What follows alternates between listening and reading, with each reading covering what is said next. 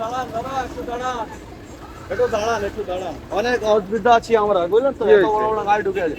একটু দাঁড়ান, আপনাকে হাত দেখাচ্ছি, দাঁড়ান একটু। এত বড় বড় গাড়ি ঢুকছে, বুঝলেন?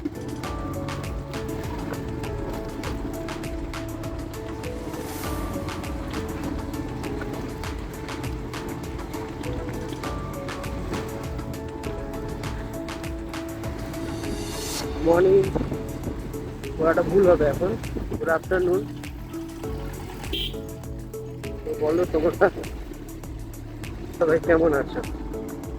আজ মোটো ব্লগিং এর 4 নম্বর দিন। আজ বেরিয়ে পড়লাম, ঘড়িতে বাজে এখন 2:30। যাচ্ছি হচ্ছে অফিস। আর আজকে একটু লেট করেই বেরোলাম, কারণ ফিরতে লেট হবে, তাই আজকের রুটটা অন্য থাকবে। তো আজকের রুটটাও তোমরা যারা ব্যারাকপুর থেকে দেখছো জেনে থাকলে বলো অবশ্যই এটা কোন রুট। সব আজও ভাবে দেখছে, আমাকে জানি না কেন।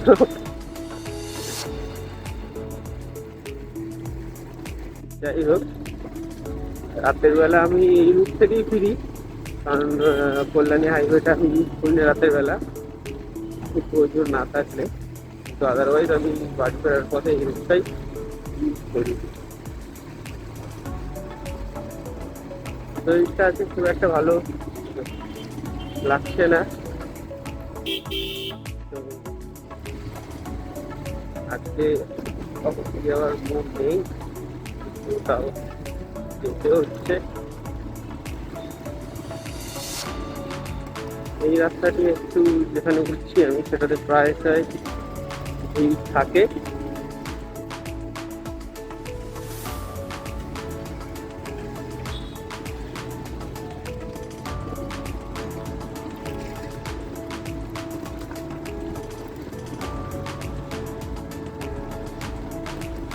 দেখেছে এই টাইমের ওখানে প্রায় ভিড় থাকে বললেই চলে। আচ্ছা, এটা হচ্ছে আমাদের তালপুকুর বাজার রোড। এটা প্রায় না, এখানে প্রত্যেক দিনই ভিড় থাকে। আর এটাতে মানুষজন এখানে সকাল বেলা থেকে শুরু করে দুপুরবেলা পর্যন্ত ওখানে ভিড় থাকে, কারণ এটা একটা বাজার সংলগ্ন জায়গা। এখানে দেখতেই পাচ্ছ বাজার হাট এখানেই বসে। এটা আমাদের সস্তায় পুষ্টিকর বাজার বলতে পারো, এটা লালপুকুর বাজার, এবং খুবই বড়। পুরো রাস্তাটাই ঘুরে দুপাশ ধরে এখানে বাজার বসে সকালবেলাটা। গেট খোলা আছে, রেল গেট, কারণ আমরা রেল গেটটা সবটাতেই হবে।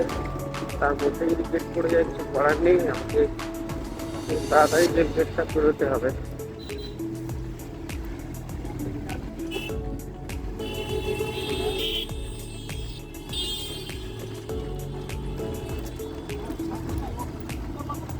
ঠিক আছে, রেল গেটটা প্রায় পড়েই যাচ্ছিল বলে, আর একটু হলে মাথায় পড়ে যেত রেল গেটটা। ছোটবেলা যখন মানে আজ থেকে প্রায় 10-12 বছর যখন আমি গাড়ি চালানো শিখি, এই রাস্তাতেই আমি রোডের প্রথম গাড়ি চালানোর জন্য বেরোই। এটা হচ্ছে আমাদের রোড, এটা দুর্গট সিংহাপুরের দিকে যাচ্ছে। তখন নতুন যে গাড়ি চালানো শিখি, প্রায় বাবা গাড়িতেই শিখতাম।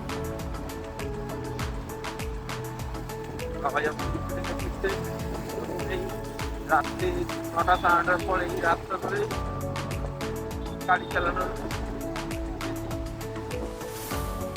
মানে নিজের কনফিডেন্সটা বাড়ানোর জন্য। মাঠে ঘাটে গাড়ি চালানোর ক্ষেত্রে প্রায় অনেক মানুষ নিজের কনফিডেন্স বাড়ানোর জন্য তোমাকে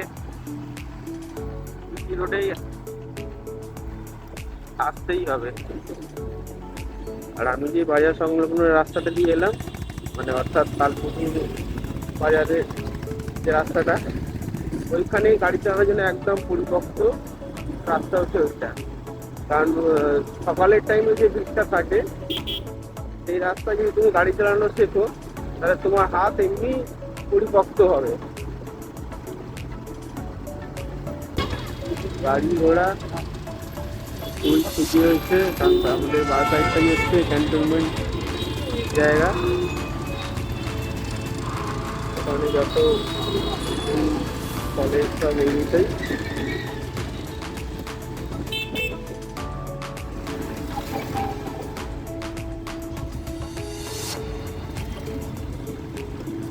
আমি একটা সানগ্লাস কিনেছি, যেটা দেখে মানুষ চমকে যাচ্ছে, কারণ পুরো মুখটাই আমার ঢাকা।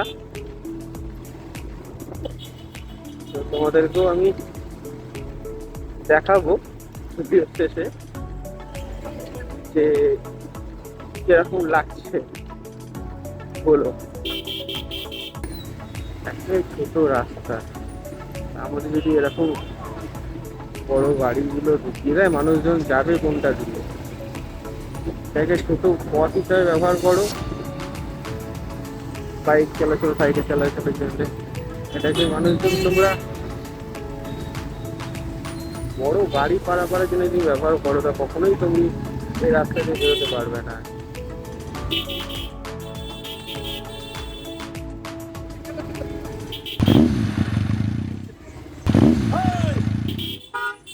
দাদা একটু দাঁড়ান, দাদা একটু দাঁড়ান, একটু দাঁড়ান, একটু দাঁড়ান। অনেক অসুবিধা আছি আমরা, বুঝলেন তো? কি এত হয়েছে? বড় বড় গাড়ি ঢুকে আছে। একটু দাঁড়ান, আপনাকে হাত দেখাচ্ছি, দাঁড়ান একটু। এত বড় বড় গাড়ি ঢুকছে, বুঝলেন তো? বাজা দাদা, इधर से जाना है ना हमको तो बाहर से जाना है। দেখুন এরা হচ্ছে পাড়ার ট্রাফিক পুলিশ হাফ প্যান্টধারী। দেখুন এরা হচ্ছে পাড়ার ট্রাফিক পুলিশ হাফ প্যান্টধারী। এত বড় লরি যদি এখানে ঘোরানোর সময় এত প্রবলেম হয়, তাহলে মানুষ তো কোন পথটা বেছে নেবে আগে তোমরাই বলো।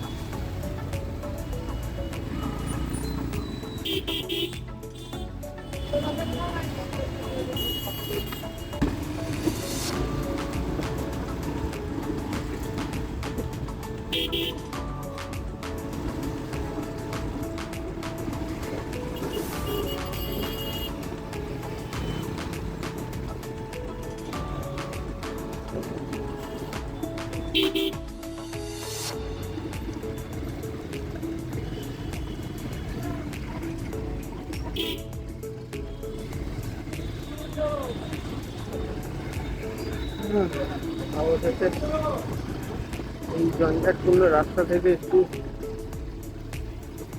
মুক্তি পেলাম। হ্যালো বন্ধুরা, আজকের মতো মোটো ব্লগ এখানেই শেষ করলাম। আবার দ্বিতীয় ব্লগ, আবার নতুন ব্লগ আসবে তোমাদের আগামীকাল। বাচ্চারা দেখে চমকে গেছে যে কি জিনিস হচ্ছে এখানে।